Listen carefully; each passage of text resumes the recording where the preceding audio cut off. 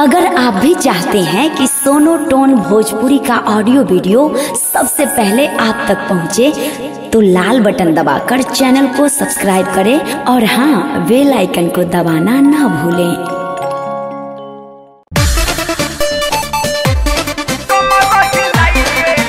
अरे बगले में पापा खड़े हैं, समझे?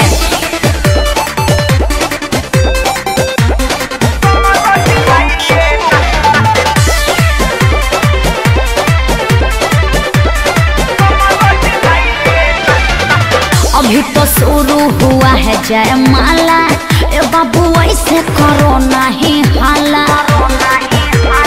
ए हीरो, अभी तो शुरू हुआ है जयमाला, ए बाबू ऐसे करो नहीं हाला।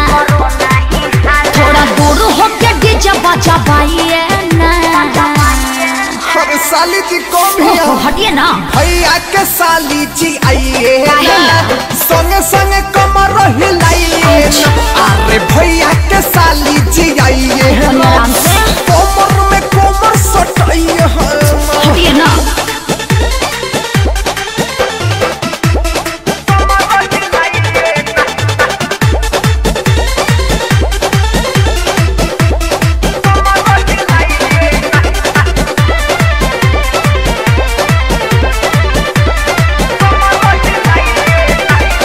नजर से केहू के न बाच बजे, जदी संगे संगे रउआ नाच बजे। अरे ढेर दिन पर मिलल बाया जादी जी, हरा दीदी के हंसादी जी। अरे उ सब ठीक बा, तनी ढोरी पर से पल्लू हटाइए ना।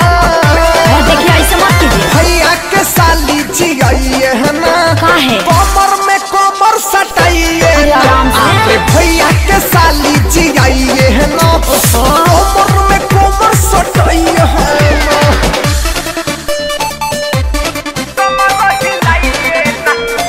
अरे ऐसे काहे करते हैं?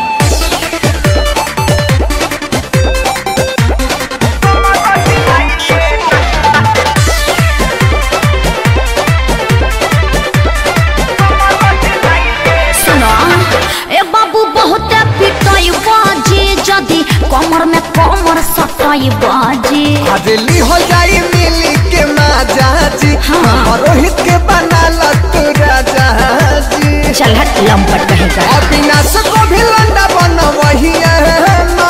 अरे बगले में पापा खड़े हैं, भैया समझे? के साली जी आइए ना, काहे? सोने संगे कमर हिलाइए। लंपट अरे कहेगा। भैया के साली जी आइए ना, भगेगा कि नहीं? कमर में कमर सटाइए ना। देखिए मेरे सामने में ज्यादा हीरोगिरी मत कीजिए।